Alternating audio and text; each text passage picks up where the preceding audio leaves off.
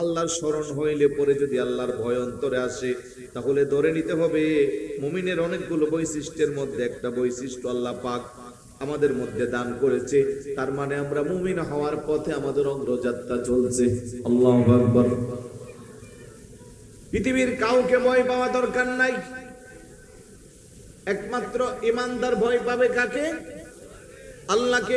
ইদা যুকিরাল্লাহ, মুফাসসিরিন কিরাম বলেন জিকির মানে শুধু আল্লাহ আল্লাহ, লা ইলাহা ইল্লাল্লাহ আমরা সচরাচর যে জিকির করি তার মধ্যে সীমাবদ্ধ না, বরং আমাদেরকে মনে রাখতে হবে আমরা যা কিছু স্মরণ করি, কোরআন পড়ি, নামাজ পড়ি, আল্লাযীনা আমানু ওয়া তাতমাইন্নু কুলুবুহুম বিযিকরিল্লাহ, আলা বিযিকরিল্লাহি তাতমাইন্নুল কুলুব। বড় করে বলি সুবহানাল্লাহ। যারা বিশ্বাস স্থাপন করে এবং অন্তরে এই জিনিসটা নিয়ে রাখে যে আমার আল্লাহর জিকির আমার অন্তরের মধ্যে আছে, তাহলে ওই জিকিরের মাধ্যমে তার অন্তরের মধ্যে তৃপ্তি পাবে, শান্তি পাইবে। অন্যত্র আল্লাহ বলেন ওয়ালিকুল্লি উম্মাতিন জাআলনা মানসাকাল লিয়াযকুরু ইসমাল্লাহি আলা মা রাযাকাহুম মিন বাহিমাতিল আনআম ওয়া ইলাহুকুম ইলাহুন ওয়াহিদুন ফালাহু আসলিমু ওয়া বাশশিরিল মুখবিতিন। আল্লাহু আকবার বলবেন না? তাহলে আল্লাহর জিকির, আল্লাহর ভয় আমাদের অন্তরে আছে না নাই? যদি থাকে এক নাম্বার বৈশিষ্ট্য পাওয়া গেল। তারপরে আল্লাহ বলেন ওয়া ইযা তুলিয়াত আলাইহিম আয়াতুহু যাদাতুহুম ঈমানা। মুমিনের দুই নাম্বার বৈশিষ্ট্য, তার সামনে যখন কোরআন তেলাওয়াত করা হবে তার অন্তরের মধ্যে ঈমানটা বৃদ্ধি পেয়ে যাবে। বড় করে বলি সুবহানাল্লাহ। কোরআন তেলাওয়াত শুনলে ঈমান বৃদ্ধি পায়। তাইলে সেই কোরআনের শিক্ষাই মাদ্রাসায় আছে না নাই? জোরে বলুন। এই মাদ্রাসায় যতগুলো সাবজেক্ট পড়ানো হয় তার মধ্যে কোরআনের পড়াকে বেশি প্রাধান্য দেওয়া হয়। দ্বীনি শিক্ষা প্রতিষ্ঠান, মাদ্রাসা আলিয়া বলেন, কওমি বলেন, দরসে নিজামি বলেন, কোরআনের শিক্ষা আছে না নাই? তবে সব জায়গা কোরআনের রূহের সম্পর্ক নাই। মাদ্রাসায় দেখলেই শুধু পাগল পারা হওয়া যাবে না। কিছু কিছু মাদ্রাসায় আছে, ওই মাদ্রাসায় পড়ে আসে আমার দোস্তরা, ছোট ছোট বাচ্চারা ঈদে মিলাদুন নবীকে বেদাতের ফতোয়া দেয়, আছে না নাই? এখন আবার কিছু মাদ্রাসা নতুন করে বের হচ্ছে, ওই মাদ্রাসা থেকে পড়ে যারা ফতোয়া দিচ্ছে সবে বরাত কোরআন হাদিসে নাই। আবার কিছু দ্বীনি প্রতিষ্ঠান আছে যারা মাদ্রাসা থেকে পড়ে এসে নামের আগে আল্লামা, মুহাদ্দিস, মুফতি টাইটেলের কোনো অভাব নাই। রমজানকে কেন্দ্র করে এখন ফতোয়া দিবে তারাবি 20 রাকাত না 8 রাকাত। বড় করে বলে নাউজুবিল্লাহ। গতকাল দেখলাম আরেক মুফতি ফতোয়া দিচ্ছে গরুর প্রস্রাবের মধ্যে আপনি কাপড় ভিজাইয়া ওই কাপড় দিয়ে নামাজ পড়লে নামাজ হবে। আর একটু জোরে বলে নাউজুবিল্লাহ। কোথায় যাবে? ফেসবুক মুফতিদের যন্ত্রণা, সহজ সরল ইমানদারের ইমানের 12টা বাজতেছে। কথা বলেন ঠিক কি না?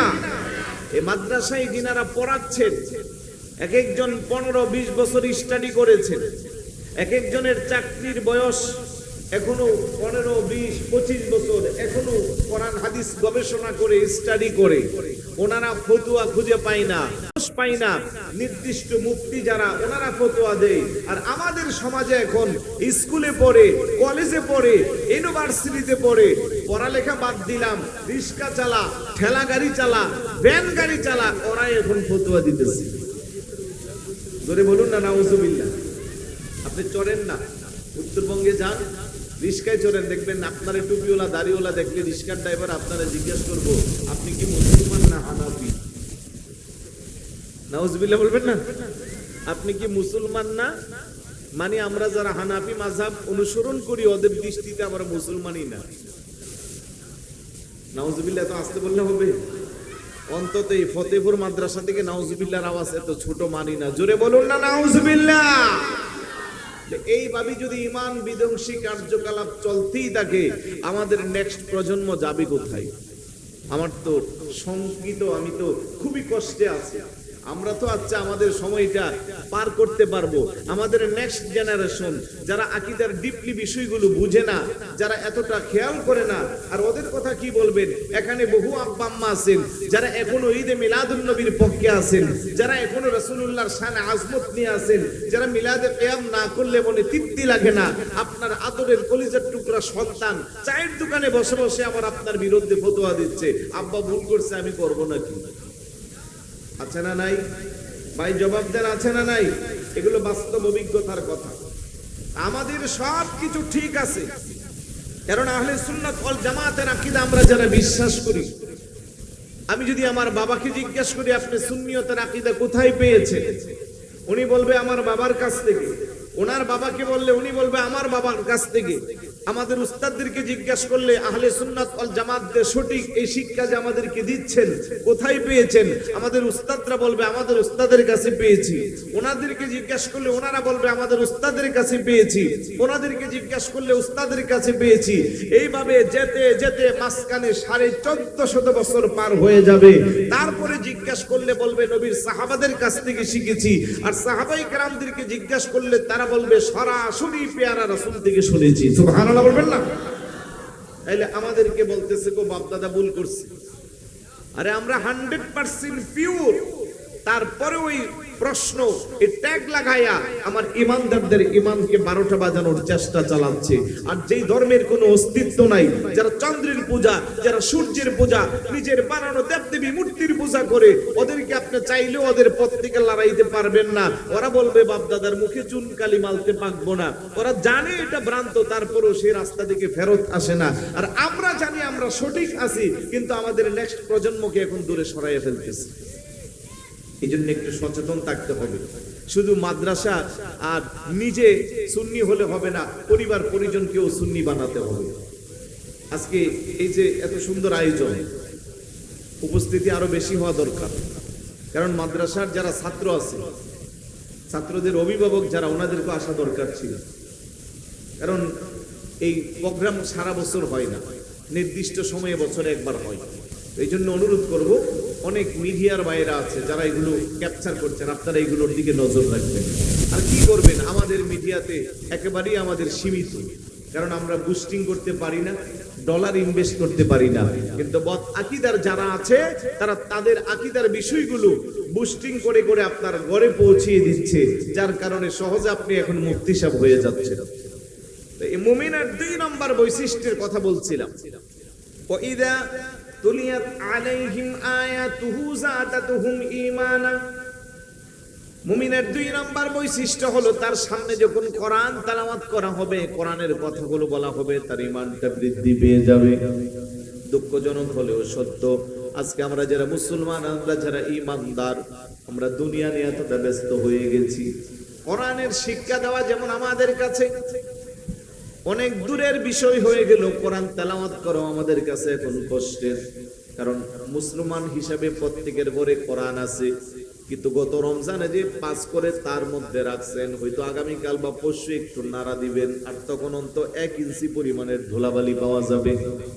কথা কোন ঠিক কিনা? অথচ যে মুসলিম হিসেবে, ইমানদার হিসেবে দৈনন্দিন জীবনে কোরআনকে আমার জীবনের একটা অংশ বানানোর দরকার ছিল। আগে যারা মুরব্বী ছিল, গ্রামে গঞ্জে যারা বড় হয়েছেন, তারা ফজরের নামাজের পরে কলকাতার ছাপা বড় বড় কোরআন নিয়া জানালার পাশে বালিশ দিয়া ওই কোরআন মধুর সুরে তেলাওয়াত করতো। বাড়ি বাড়ি ঘরে ঘরে কোরআনের ধ্বনি বের হতো, ঠিক না বেঠিক? পুরুষ লোকেরা কোরআন পড়ে সাংসারিক কাজে ব্যস্ত হয়ে যেত, মহিলারা কোরআন শরীফ পড়ে পারিবারিক সাংসারিক কাজে ব্যস্ত হয়ে যেত। গরগুরু ছিল বাঙ্গা, কাপড় ছিল একটা বা দুইটা, কারো ঘরে ফ্রিজ ছিল না, টিভি ছিল না, অত্যাধুনিক মানের কোনো যন্ত্রপাতি ছিল না। এক বেলা খাইলে আরেক বেলা পান্তা ভাত খাইতো, কিন্তু পরিবারের মধ্যে যেই পরিমাণের শান্তি ছিল, এখন সবার বিল্ডিং, সবার ঘরে ঘরে কয়েকটা করে ফ্রিজ, কাপড়ের কোনো অভাব নাই। এক ঈদের কাপড় আরেক ঈদ আসা পর্যন্ত বাস ভাঙ্গার সুযোগ হয় না। ব্যাংকে টাকা পয়সার অভাব নাই, মহিলাদের গয়না গাঠির অভাব নাই, কিন্তু কি যেন একটা পরিবারের মধ্যে নাই, ও শান্তি নাই, শান্তি নাই। কথা কোন ঠিক কি না? একটাই কারণ, শান্তির পথ থেকে আমরা নিজেরা দূরে সরে গেছি। ফজরের নামাজ তো দূরের কথা, 7টা 8টা না বাজলে ঘুম ভাঙে না। মা বাবা নিজেই নামাজ পড়ে না, সন্তান পড়বে কোত্থেকে? আধুনিকতার নামে শর্ট পোশাকের প্রচলন চলছে। মা মেয়ে কার চেয়ে শর্ট ড্রেস পরতে পারবে, কার চেয়ে বেশি নিজের সৌন্দর্য পরপুরুষকে দেখাতে পারবে, রাস্তাঘাটে শপিং মলে কত বেশি ঘোরাঘুরি করা যাবে, এই প্রতিযোগিতা আমাদের প্রত্যেকের এলাকায় পারিবারিক ভাবে শুরু করে সামাজিক ভাবে রাষ্ট্রীয়ভাবে সব জায়গায় বিরাজমান, যার কারণে শান্তি আর আমরা খুঁজে পাই না। কথা কোন ঠিক না? কিন্তু আগের মানুষগুলোর অভাব ছিল, শান্তির অভাব ছিল না, ফিনান্সিয়াল সাপোর্টের অভাব ছিল, ভালো খাবার খেতে পারতো না, কিন্তু মানসিকভাবে ওনারা শান্তি ছিল। এখন সব কিছু আছে, আপনি প্রত্যেকটা পরিবারে জরিপ করেন, শান্তি কারো পরিবারে নাই। একভাবে না একভাবে সবাই অশান্তিতে ভোগ করতেছে। আপনি কোর্টে যান, তালাক আর ডিভোর্সের ফাইল দেখেন, মাসে কয় হাজার করে পড়ছে। আর আজ থেকে 30 বছর আগে 20 বছর আগে খুঁজেন, পুরা গ্রাম মিললে একটা তালাকের মাসালা বা একটা এই ধরনের দুর্ঘটনা ঘটতো না। এটাকে মানুষ খুবই সেন্সিয়ার ভাবে নিচ্ছে। যদি ওলামায়ে কেরাম বোঝা যে জায়েজ কাজের মধ্যে সবচেয়ে নিকৃষ্ট কাজ, অপছন্দনীয় কাজ হলো তালাক, কিন্তু এখন কেউ জানেও না কারে কে কখন তালাক দিচ্ছে, কারে কখন ডিভোর্স দিচ্ছে। যার যার মতো করে 2-4টা সংসারের মা হওয়ার পরেও সংসার ভেঙে দিচ্ছে একমাত্র অশালীন অচরিত্রের কারণে। কথা বলেন ঠিক কি না? তার মানে আমরা কোরআনিক জিন্দেগি থেকে দূরে সরে গেছি। এই দ্বীনি প্রতিষ্ঠানগুলো না থাকলে আমাদের সমাজ আরো বেশি নোংরা হয়ে যাবে। আস্তে আস্তে করে আলিয়া মাদ্রাসার সিলেবাস বলেন কমানোর চেষ্টা চালাচ্ছে বিভিন্নভাবে, আলেম যেন না হতে পারে। কারণ হক্কানি রব্বানি আলেম যারা হবে তারা তো কোরআনের সঠিক শিক্ষাটা সমাজের মানুষকে দেওয়ার চেষ্টা করবে, রাসূলুল্লাহর সুন্নাত তরিকা যথাযথভাবে সমাজে দেওয়ার চেষ্টা করবে। কিন্তু আস্তে আস্তে কি করে শর্ট সিলেবাস করে আস্তে আস্তে করে আমাদের এলেমকে উঠিয়ে নেওয়ার তারা চালানো হচ্ছে, যার কারণে বিভিন্ন সচেতন মাদ্রাসা অলরেডি এখন আলিয়ার পাশাপাশি দর্শে নাজামি শুরু করে দিচ্ছে। কারণ উপায় নাই, আমাদের উস্তাদরা যে সিলেবাস পড়েছে আমরা সেটা পড়তে পারি নাই, আমরা যা পড়েছি এখনের প্রজন্ম সেটাও পাচ্ছে না, আরো শর্ট করা হচ্ছে।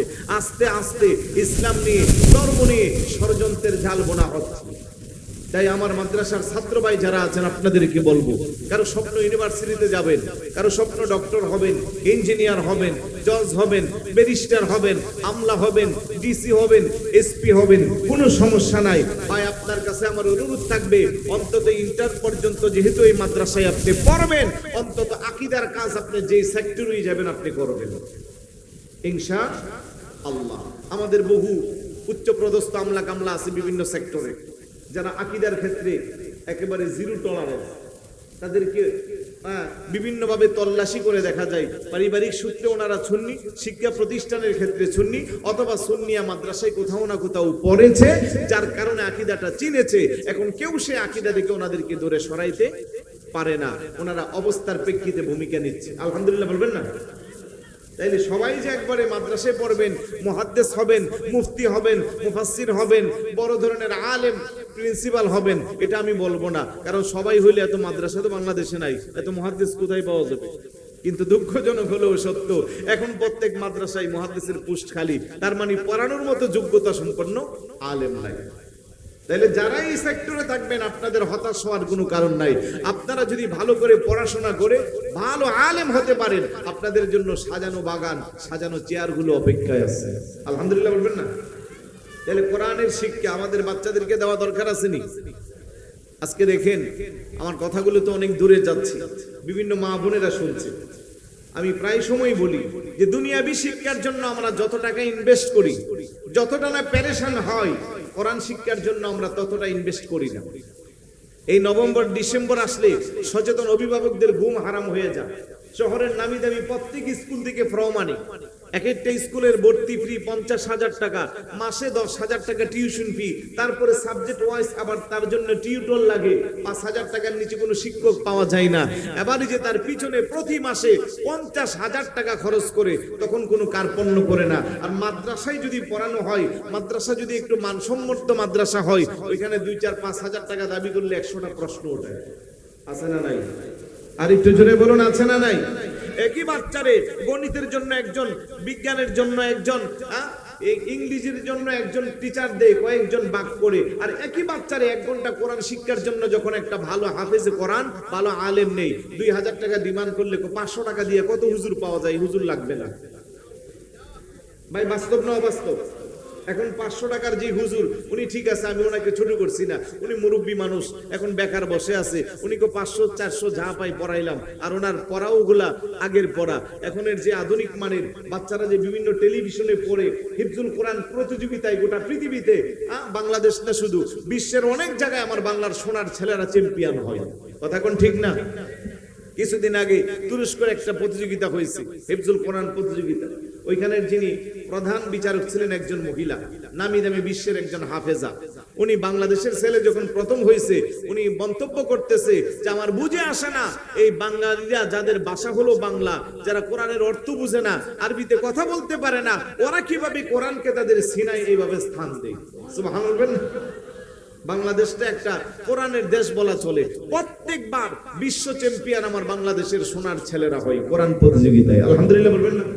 আমি প্রায় জায়গায় প্রতিযোগিতার বিচারক থাকি, জাতীয় পর্যায়ে অনেকগুলা প্রতিযোগিতায়। আমি মাঝে মধ্যে চিন্তা করি, আমরা যে মোবাইল চালাই এটাও তো মাঝে মধ্যে হ্যাং হয়ে যায়, ঠিক না?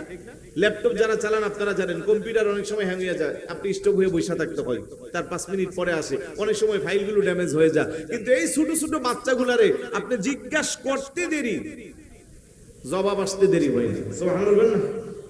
কিছুদিন আগে এক প্রতিযোগিতায় আমি ইচ্ছা করে মানে যে আয়াতটা জিজ্ঞাসা করি, বলি যে তার আগের আয়াত থেকে পড়ো, একটা ছোট বাচ্চা পরে পারে, এটা আমি বলছি যে এগুলো তোমার প্রতিযোগিতার বাইরের প্রশ্ন, এটা পারলেও সমস্যা না, না পারলেও সমস্যা না, যেটা নাম্বার পারতেছে আমি তারে জিজ্ঞাসা করি আগের আয়াতটা বলো, সে বলতে পারতেছে। এইভাবে তারে যেখান থেকে ধরি আগের আয়াত পরের আয়াত সব পারে, তার মানে এটা আল্লাহর রহমত ছাড়া আর কিছু না। অথচ সেই কোরআনের শিক্ষা থেকে আমরা আমাদের বাচ্চাদেরকে বঞ্চিত করছি, আমরা তাদেরকে পড়াচ্ছি না। অনেক আছে আমার আত্মীয় স্বজনের মধ্যে আছে, আপনাদেরও থাকবে, শহরে বন্দরে upper class family, A level O level pass করে ক্যামব্রিজ অক্সফোর্ডে চলে যাচ্ছে, কিন্তু এখনো সূরা ফাতিহা বিশুদ্ধ করে পড়তে পারছে না। আছে না নাই? এই জন্য ভাই আমাদেরকে একটু সচেতন হতে হবে, আমাদের সন্তানগুলো যেন এইভাবে ঝরে না পড়ে। কারণ দুনিয়াবি শিক্ষা দিয়া সে দুনিয়া লাভ করবে, অন্তত কোরআনের শিক্ষাটা যদি তার হৃদয়ে থাকে, পরকালে তার জন্য আপনাকে চিন্তা করতে হবে না। আপনার সাকরাতের বিছানায় পড়ে গেলে আপনার সন্তান কোরআন শরীফ পড়তে পারলে আপনার পাশে কোরআন শরীফ নিয়ে সূরা ইয়াসিন তেলাওয়াত করবে, সূরা মুলুক পড়বে, সূরা রহমান পড়বে, সূরা ওয়াকিয়া পড়বে, অন্তত সন্তানের কণ্ঠে কোরআনের সূরা ইয়াসিনের তেলাওয়াত শুনতে শুনতে আপনার শেষ নিঃশ্বাস ত্যাগ হবে। এর চেয়ে বড় খুশনসিব আর কি আছে? কথা বলেন ঠিক না? কিন্তু আপনি যদি সন্তানকে শিক্ষাই না দেন, আপনি আধুনিক শিক্ষা দিয়ে বড় কিছু বানাইলেন, আপনার চলবে সাকরাত, আর সন্তান বাড়ির পাশে ওই রাস্তার পাশে 3 কোয়ার্টার পইরা ওখানে ঘোরাফেরা করবে, আপনার মর্ম সে বুঝবে না। এই জন্য অনুরোধ করব মাদ্রাসায় পড়ান। একটা মাদ্রাসার ছাত্র তার মা বাবারে না খাওয়াইয়া রাখছে, কিংবা বেকার হয়ে অভুক্ত হয়ে ক্ষুধার্ত হয়ে মারা গেছে, এরকম কোনো ইতিহাস নাই। আল্লাহ তাদের রিজিকের ব্যবস্থা করে। তাই বাচ্চাদেরকে কোরআনের শিক্ষা দেওয়া দরকার আছে নি? আরেকটু জোরে বলুন আছে নি? আমি বেশি লম্বা সময় তো পাবো না, একটু একটু করে হিন্ট দিচ্ছি। তারপরে 3 নাম্বার বৈশিষ্ট্য আল্লাহ বলেন ওয়া আলা রাব্বিহিম ইয়াতাওয়াক্কালুন। মুমিনের 3 নাম্বার বৈশিষ্ট্য হলো সুখে দুঃখে সদাই সর্বদা মুমিন ভরসা করবে কার? আরেকটু জোরে বলুন। আল্লাহর উপরে ভরসা করলে আল্লাহ আপনার আমার রিজিকের ফয়সালা করতে পারে কি পারে না? আরেকটু জোরে। কিন্তু আমরা তো আল্লাহর উপরে ভরসা নাই। ফেসবুকটা খুললেই দেখি চুরি, ডাকাতি, ছিনতাইকারী, জেনা, ব্যভিচার আছে না নাই? বহু বক্তা রাতের বেলা মাহফিল করে বাসার উদ্দেশ্যে রওনা দেয়, রাস্তায় ছিনতাই করে সব নিয়ে যা। গতকাল হবিগঞ্জের এদিকে একজন বক্তার গাড়ি ভাঙছে, সফর সঙ্গী যারা সবাইকে এলোপাতারি কুপাচ্ছে, আছে না নাই? আপনি রাস্তা দিয়া যাচ্ছেন, সহজ সরল মানুষটা যাচ্ছে 500 টাকার জন্য, তার পেটের মধ্যে ছুরি মেরে দিলেন। কেন? একমাত্র রিজিকের জন্য না। মুসলমান, আল্লাহর উপরে যদি আপনার ভরসা থাকে, আপনাকে এতটা অপদার্থ হতে হবে না, এতটা গুনাহের কাজে লিপ্ত হতে হবে না। আপনার রিজিকের ফয়সালা করবে আল্লাহ। বড় করে বলি সুবহানাল্লাহ। আপনার আমার রিজিক কতটুকু? 100 গ্রাম চালের ভাত খাওয়া যায়? 50 গ্রাম চালের ভাত খান সর্বোচ্চ। না হই ধরলাম 100 গ্রাম চাউলের ভাত খেলে সারাদিনে আপনি কয় কেজি খান? তাকাইয়া দেখুন তো জঙ্গলে বসবাস করে হাতি, একবেলা তার খাবার অন্তত 10 থেকে 15 কেজি। তারে খাওয়াই কি? আওয়াজ দিবেন না? আল্লাহরে আল্লাহ বলবেন, ওইখানেও কার পণ্য? জোরে বলুন না, তারে খাওয়াই কে? আল্লাহ। তাহলে এই বিশাল বড় হাতিকে যদি আল্লাহ পাক রিজিকের ফয়সালা করতে পারে, হাতি সৃষ্টির সেরা না আপনি আমি সৃষ্টির সেরা? আমরা সৃষ্টির সেরা, তাহলে আমাদেরকে আল্লাহ না খাওয়াইয়া মারবে?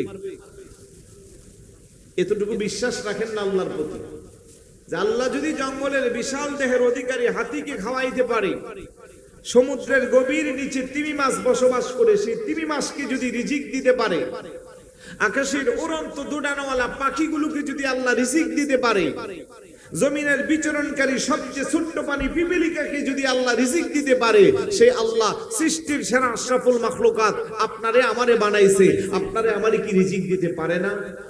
এই ভাই আওয়াজ দেন, পারে না?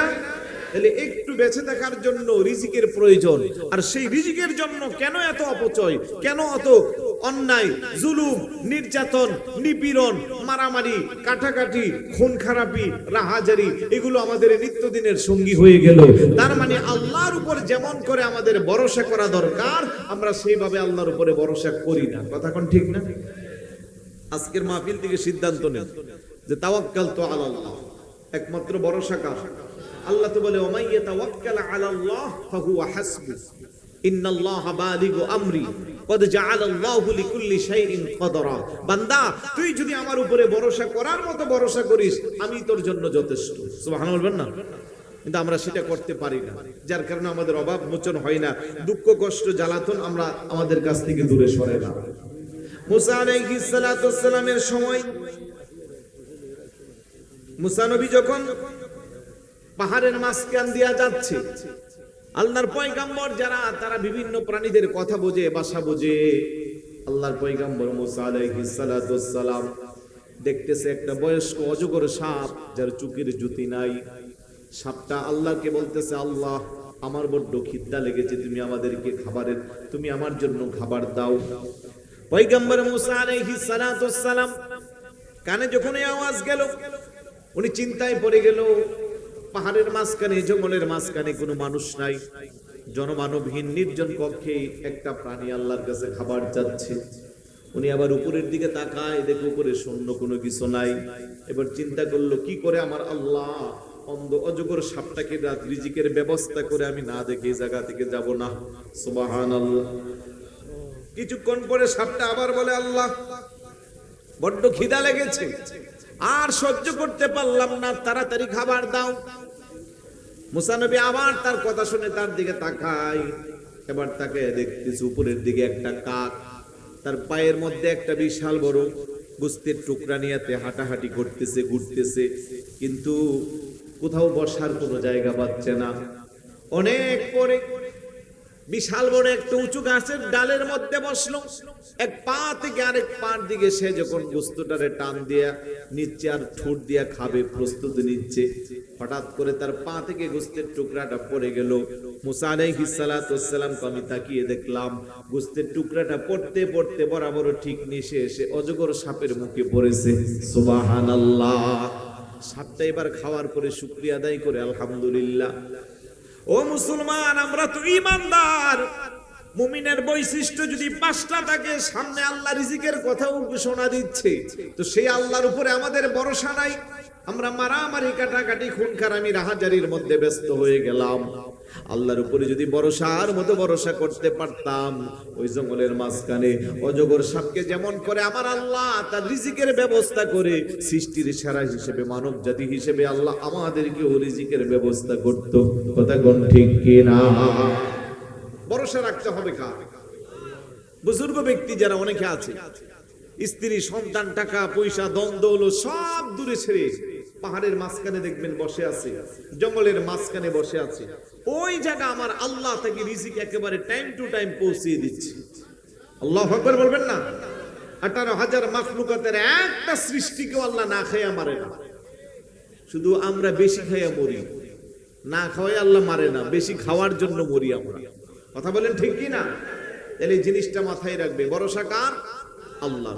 4 নম্বর, আল্লাযীনা ইউকিমুনাস সালাতা মুমিনের 4 নাম্বার বৈশিষ্ট্য হলো আল্লাহর সদাই সর্বদা সে নামাজ কায়েম করবে। আল্লাযীনা ইউকিমুনাস সালাহ। কিন্তু আমরা তো এমন মুমিন, একবার নামাজ পড়লে 3 বার নামাজ আদায় করি না, একদিন নামাজ পড়লে 3 দিন পড়ি না, এক ওয়াক্ত পড়লে আরেক ওয়াক্ত পড়ি না। শুক্রবার আসলে মসজিদ কানাই কানাই ফিল আপ হয়ে যায়। ওই দিন আসরের সময় 2 কাতার, মাগরিবের কাতার, এশার সময় আরেকটু কমে, ফজরের সময় প্রায় মসজিদে ইমাম আর মুয়াজ্জিন মিল্লা 2 কাতার। কথা কোন ঠিক কিনা? অথচ আল্লাহ বলেন ওয়াকিমিস সালাতা তারফাইন নাহারি ওয়া যুলাফাম মিনাল লাইল ইন্নাল হাসানাতি ইউযহিবনাস সাইয়্যাত যালিকা যিকরা লিয-যাকিরিন। দিনে রাতে মিলাইয়া মুমিনের জন্য নামাজ হইল 5 ওয়াক্ত। কিন্তু আমরা কেমন মুমিন হইলাম? সপ্তাহে 1 দিন, বছরে 2 দিন, কিংবা আরো কম বেশ সময় আমরা নামাজ পড়ি। কিন্তু আমরা যদি সত্যিকারের ইমানদার হই, সত্যিকারের যদি মুমিন হই, আমাদের নামাজ চলবে দৈনিক কয় ওয়াক্ত? একটু দরুদ শরীফ পড়ি। আল্লাহুম্মা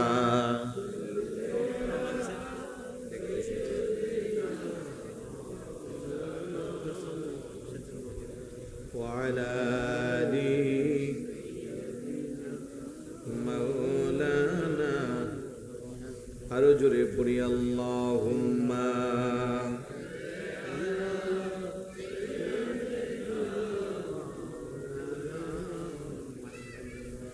ওয়া আলা আলি সাইয়্যিদিনা। এই দুনিয়া পরে রবে, আমিরা একদিন থাকিব না। সবাই মোদের ভুলে যাবে, নবীজি আপনি ভুলবেন না। আল্লাহুম্মা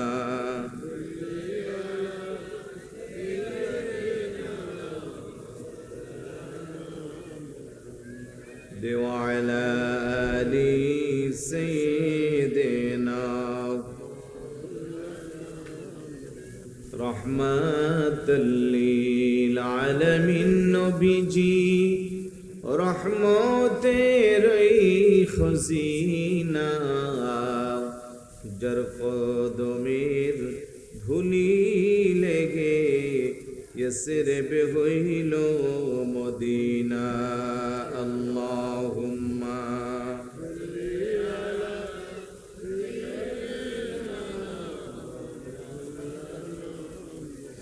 ওয়া আলা আলি সাইয়্যিদিনা। আরো জোরে পড়ি আল্লাহুম্মা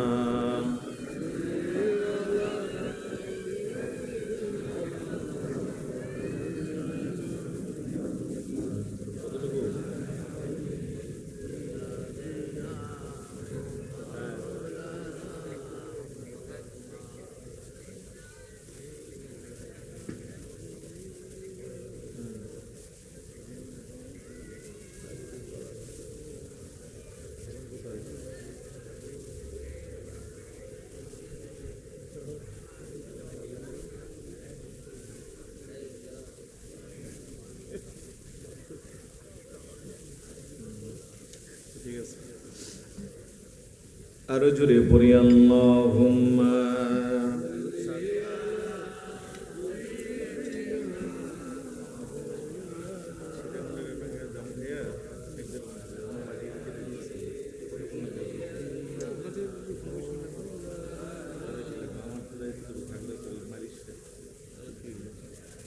একটু জিকির করি লা ইলাহা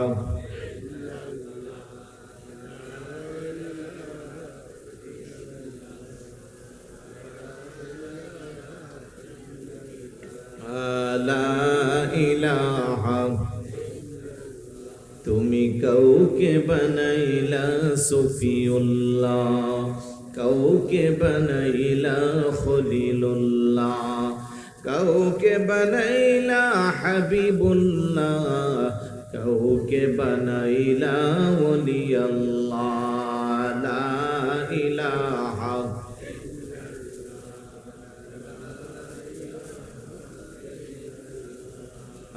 লা ইলাহা। তুমি আদমে হাওয়া বানাইলা, মনের মতো সাজাইলা, বলেন আদমে হাওয়া বানাইলা, দুনিয়াতে পাঠাইলা।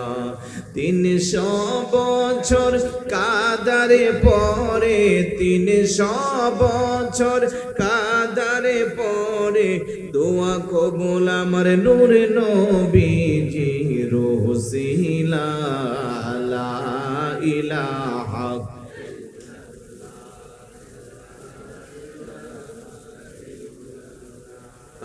লা ইলাহা লা ইলাহা। ভাইজানে বহু দূরে মদিনা, আমরা কেমনে যাব জানি না, বলেন বহু দূরে মদিনা, আমরা কেমনে যাব জানি। দয়াল আল্লাহ দয়া করো, দয়াল আল্লাহ দয়া করো, দেখাও সোনার মদিনা, লা ইলাহা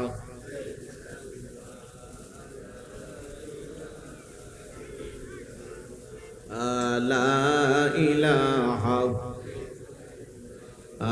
লা ইলাহা।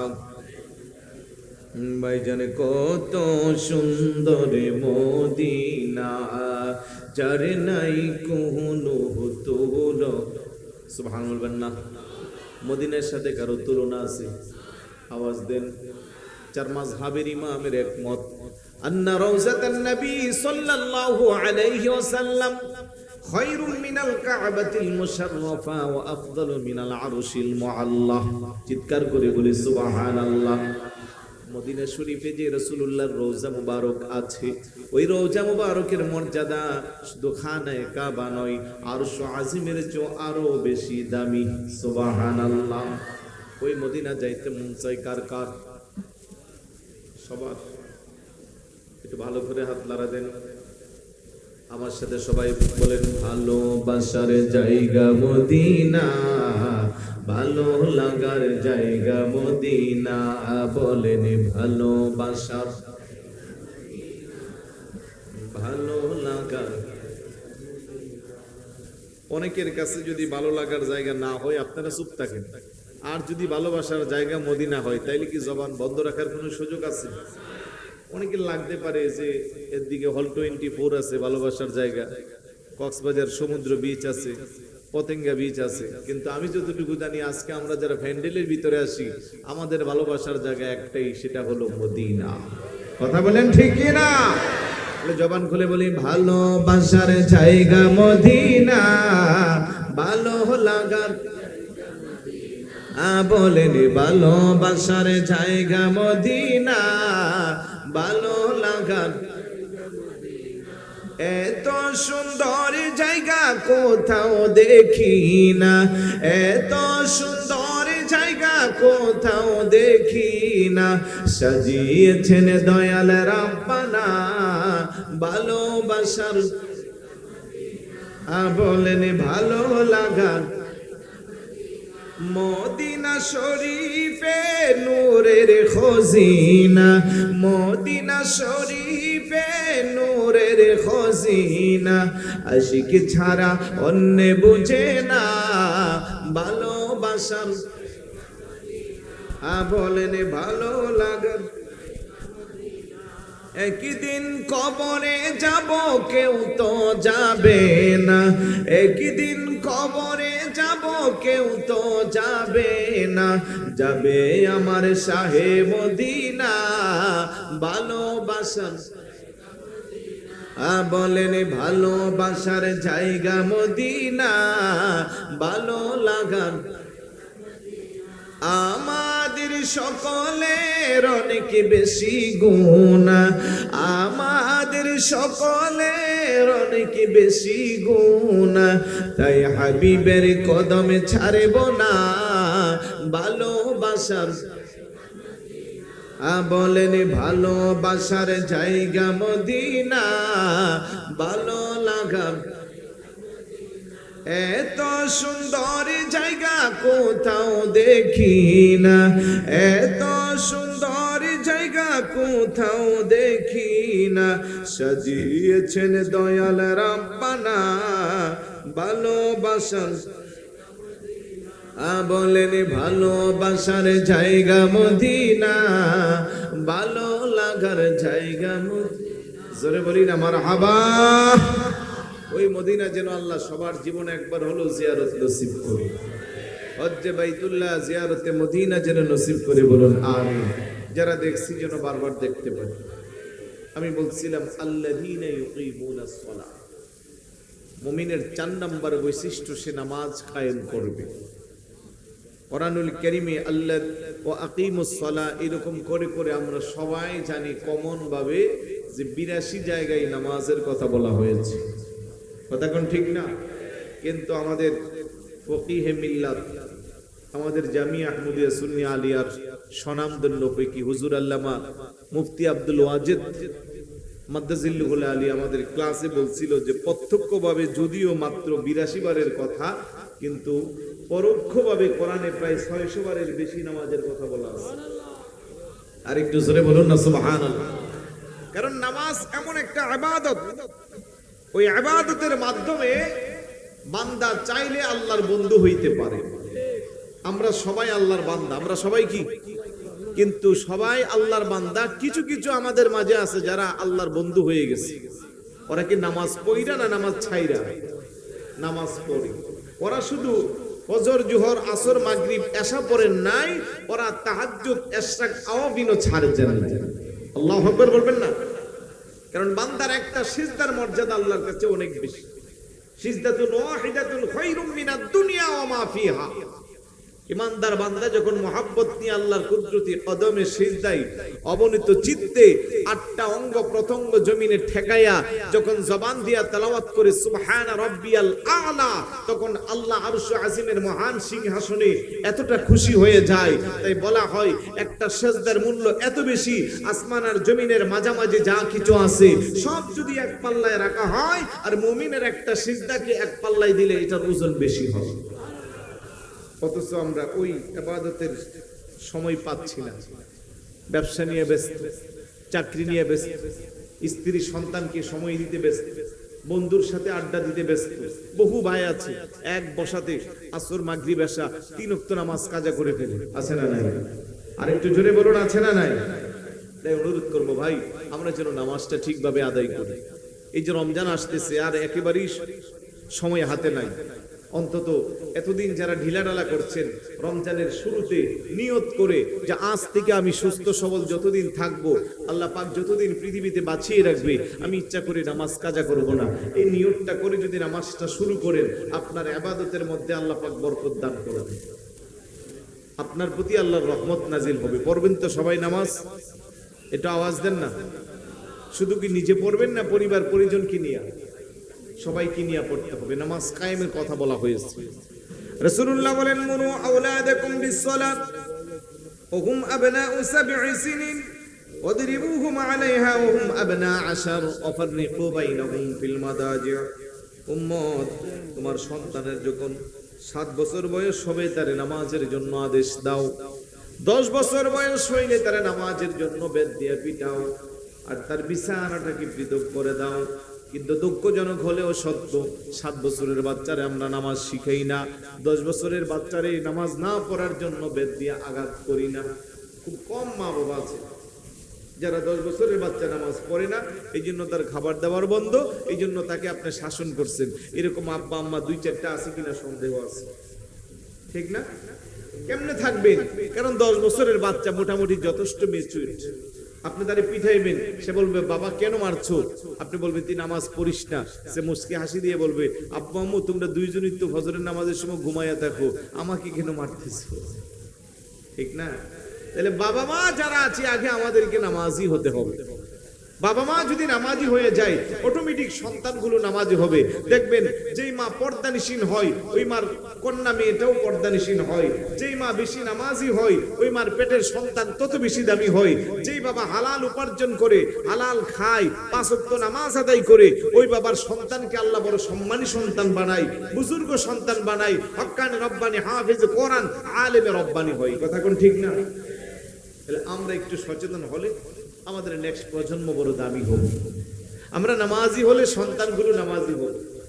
আমাদের মা বোনেরা পর্দানিসীন হলে আমাদের কন্যা সন্তানগুলো পর্দানিসীন হবে।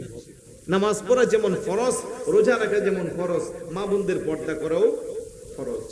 আল্লাহ বলেন ইয়া আইয়ুহান নাবিয়্যু কুল লিআজওয়াজিকা ওয়া বানাতিকা ওয়া নিসাইল মুমিনিন ইযনিনা عليهن من جلابيبهن ذلك أدنى أن يعرفن فلا يؤذين وكان الله غفورا رحيما حبيب আমার দোস্ত আমার উল আপনি বলে দিন লিআজওয়াজিকা আপনার স্ত্রীদেরকে অবানাতিকা এবং কন্যা সন্তানদেরকে অনিসাইল মুমিনিন সমস্ত মুমিনা মহিলাদেরকে ইদিনিনা আলাইহিন্না মিন জালাবিবিহিন্না তারা যেন ঢিলা ঢালা পোশাক পরে। সুবহানাল্লাহ।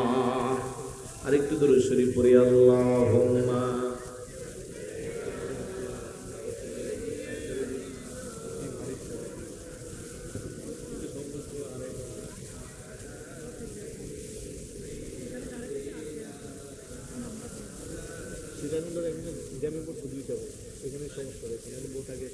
আরো জোরে পড়ি আল্লাহুম্মা।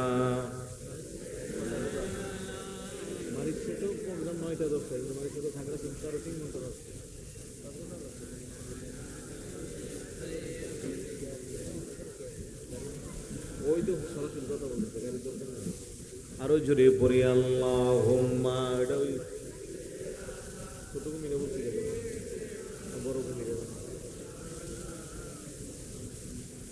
وعلى آل سيدنا سبحان الله الحمد لله لا إله الحمد لله لا إله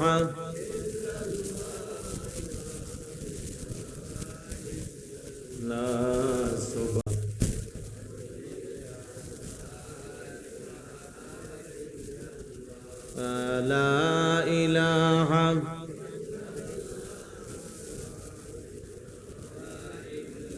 حسبي ربي جل الله ما في قلبه حسبي ربي جل الله ما في قلبه نور محمد لا إله إلا الله محمد رسول الله صلى الله تعالى عليه وسلم সকলে বলি আলহামদুলিল্লাহ। তাহলে 5 ওয়াক্ত নামাজ পড়বো, মা বোনদের অবশ্যই পর্দা করবে।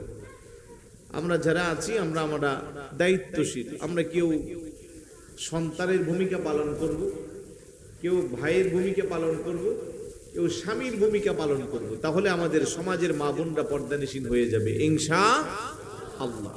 একটা সন্তান চাইলে তার মারে পর্দানিসীন বানাতে পারে না?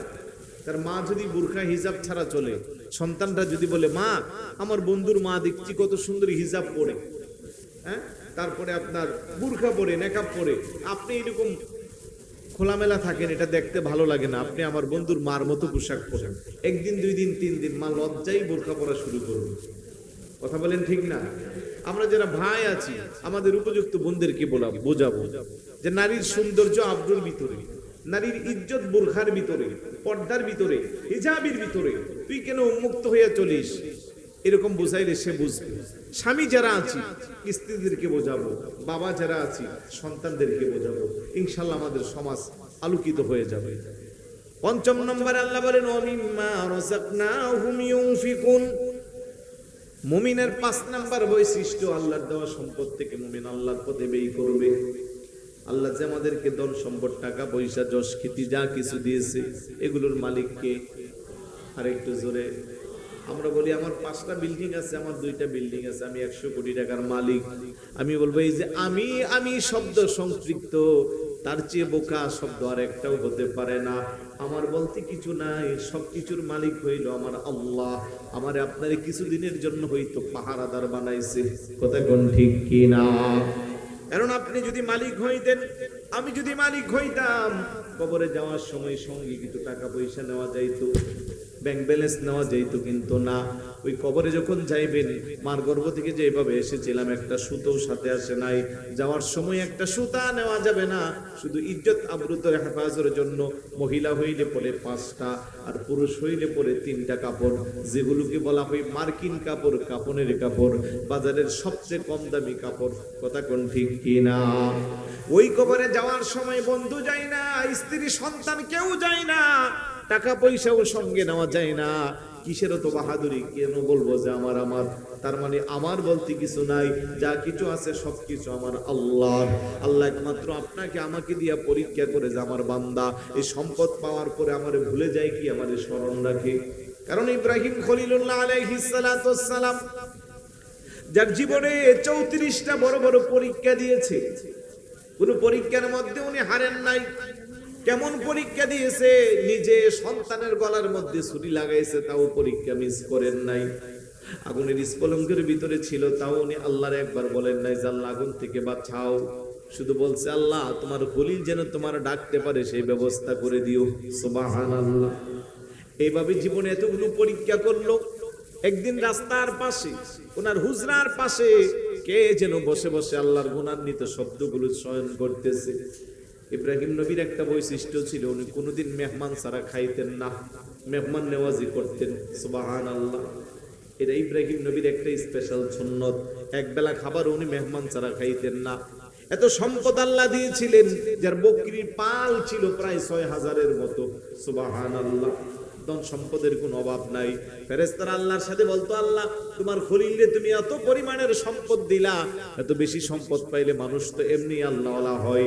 আবার আল্লাহ কো না না না, আমার খলিল সম্পদের পাগল না, আমার খলিল আমার পাগল। সুবহানাল্লাহ। আরেকদিন ওনার হুজরার পাশে কে যেন একটা ভিক্ষুক সেজে রাস্তার পাশে ভিক্ষার অভিনয় করতেছে। ওই যে ফেরেশতারা আল্লাহর সাথে বলছে আল্লাহ তোমার খলিল সম্পদের পাগল। আল্লাহ কো না না না, আমার খলিল সম্পদের পাগল না, আমার খলিল আমার পাগল। ফেরেশতারা কো তাইলে আমরা পরীক্ষা করব। আল্লাহ কো ঠিক আছে করতে পারো। ফেরেশতা ওনার হুজরার পাশে ভিক্ষুক সেজে একটা থালা নিয়ে বসে আছে। সকালবেলা বসলো, কেউ একটা টাকাও দেয় না। বিকাল বেলা যখন ইব্রাহিম নবী ওনার হুজরা খানায় আসলো, ওই ভিক্ষুকের শব্দ ধ্বনির আওয়াজ বের হচ্ছে। ভিক্ষুকটা তেলাওয়াত করতেছে সুবহানাজিল মুলকি ওয়াল মালাকুতি সুবহানাজিল ইজ্জাতি ওয়াল আসমাতি ওয়াল হাইবাতি ওয়াল কুদরাতি ওয়াল কিবরিয়াই ওয়াল জাবারুত সুবহানাল মালিকিল হাইয়্যিল্লাযী লা ইয়ানামু ওয়া লা ইয়ামুতু আবাদান আবাদান সুবহুন কুদ্দুসুন রব্বুনা ওয়া রব্বুল মালাইকাতি ওয়ার রূহ। এই দোয়াটা আমরা রমজানে পড়ব, ঠিক না? 4 রাকাত তারাবির পরে পরে পড়ি না আমরা?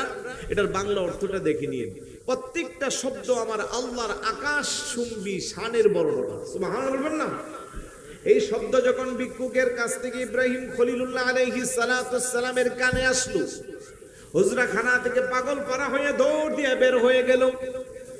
দেখতেছে কোনো মানুষটা একটা ভিক্ষুক থালা বাটি নিয়ে বসে আছে, আর বলতেছে তুমি নাকি আল্লাহর গুণবাচক শব্দগুলো বর্ণনা করছো? বলে হ্যাঁ। পাহাড়ি কত চমৎকার আমার আল্লাহর গুণবাচক শব্দগুলো তুমি বর্ণনা করলা, তুমি যদি আরেকবার শোনাইতা আমার বড় ভালো লাগতো। ভিক্ষুক আমি সকাল থেকে ভিক্ষা করি, কেউ আমার একটা টাকাও দেয় না, সুতরাং আমি যেহেতু ভিক্ষা পাই না, আমি এই শব্দগুলো শোনাবো না। আল্লাহু আকবার। ইব্রাহিম নবী করে ভিক্ষুক তোর হাতে ধরি পায়ে পড়ি, আর একবার শোনা, প্রয়োজনে আমি আমার সম্পদের অর্ধেক তোরে লিখে দিব। আল্লাহু আকবার। ভিক্ষুক কোনা আমি শোনাবো না। ইব্রাহিম নবী গলা কাটা মুরগির মতো ছটফট করতেছে, আর মনে মনে কখন এই শব্দগুলো আবার শুনবে। কারণ আল্লাহর বান্দা, আল্লাহর বন্ধু, আল্লাহর গুণগীত শব্দ শুনলে বড় মজা লাগে। এবার ডাকতে করে ভিক্ষুকটি বিশ্বাস কর, আমি আমার সম্পদের সব সম্পদ ধরে লিখে দিব, আরেকবার আল্লাহর গুণগীত শব্দগুলো আমারে শোনা। আল্লাহু আকবার বলবেন না? আল্লাহর কয়েকটা গুণগীত শব্দ শোনার জন্য স্থাবর অস্থাবর সমস্ত সম্পদ দিয়ে দিবে।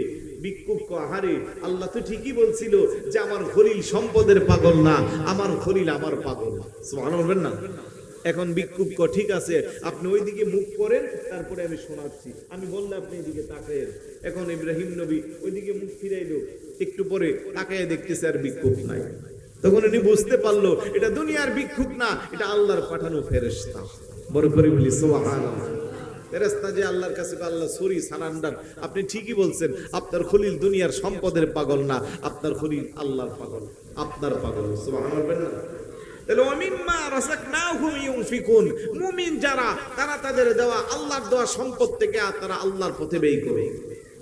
পাঁচটা বৈশিষ্ট্য যেই মুমিনের কাছে থাকবে, এবার আল্লাহ তাদের ফলাফল ঘোষণা করছেন। আল্লাহ বলেন উলাইকা হুমুল মুমিনুনা হাক্কান, ওরাই হলো প্রকৃত মুমিন, ওরাই প্রকৃত ঈমানদার। লাহুম দারাজাতুন ইনদা রাব্বিহিম, তাদের জন্য রয়েছে মর্যাদা ও মাগফিরাত, আর আল্লাহ তাদেরকে ক্ষমা করে দিবে। ওয়া রিজকুন কারীম, আর তাদের জন্য রয়েছে সম্মানিত রিজিকের ব্যবস্থা।